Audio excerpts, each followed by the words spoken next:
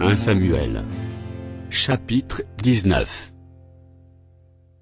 Saül parla à Jonathan, son fils, et à tous ses serviteurs, de faire mourir David. Mais Jonathan, fils de Saül, qui avait une grande affection pour David, l'en informa et lui dit: Saül, mon père, cherche à te faire mourir.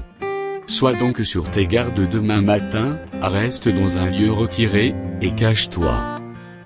Je sortirai et je me tiendrai à côté de mon père dans le champ où tu seras, je parlerai de toi à mon père, je verrai ce qu'il dira, et je te le rapporterai.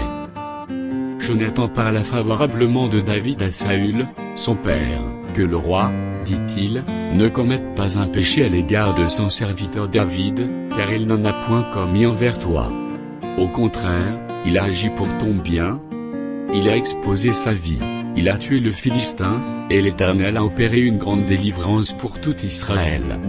Tu l'as vu, et tu t'en es réjoui.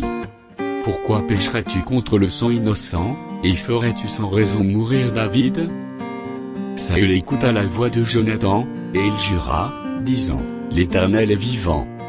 David ne mourra pas. Jonathan appela David, et lui rapporta toutes ces paroles, puis il l'amena auprès de Saül, en présence de qui David fut comme auparavant. La guerre continuait.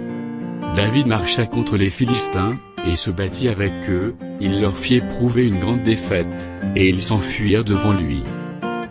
Alors le mauvais esprit de l'Éternel fut sur Saül, qui était assis dans sa maison, sa lance à la main.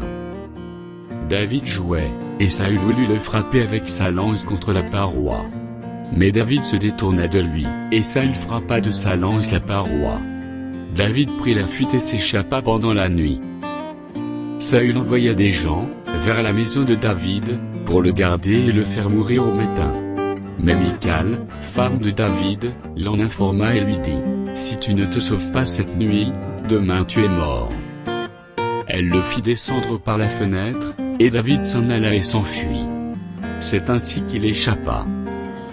Ensuite Michal prit le téraphin, qu'elle plaçait dans le lit, elle mit une peau de chèvre à son chevet, et elle l'enveloppa d'une couverture. Lorsque Saül envoya des gens pour prendre David, elle dit: Il est malade. Saül les renvoya pour qu'ils le vissent, et il dit: Apportez-le-moi dans son lit, afin que je le fasse mourir. Ces gens revinrent, et voici, le téraphin était dans le lit, et une peau de chèvre à son chevet. Saül dit à Michal: Pourquoi m'as-tu trompé de la sorte, et as-tu laissé partir mon ennemi qui s'est échappé? Michal répondit à Saül: Il m'a dit: Laisse-moi aller, ou je te tue. C'est ainsi que David prit la fuite et qu'il échappa. Il se rendit auprès de Samuel à Rama, et il lui raconta tout ce que Saül lui avait fait. Puis il alla avec Samuel demeurer à Naro. On le rapporta à Saül, en disant: Voici, David est à Naro, près de Rama. Saül envoya des gens pour prendre David. Ils virent une assemblée de prophètes qui prophétisaient, ayant Samuel à leur tête. L'Esprit de Dieu saisit les envoyés de Saül, et ils se mirent aussi à prophétiser eux-mêmes. On en fit rapport à Saül, qui envoya d'autres gens, et eux aussi prophétisèrent. Il en envoya encore pour la 3e fois, et ils prophétisèrent également. Alors Saül alla lui-même à Rama. Arrivé à la grande citerne qui est à ses coups, il demanda: Où sont Samuel et David? On lui répondit: Ils sont à Naro, près de Rama. Et il se dirigea vers Naro, près de Rama. L'Esprit de Dieu fut aussi sur lui, et Saül continua son chemin en prophétisant, jusqu'à son arrivée à Naro, près de Rama.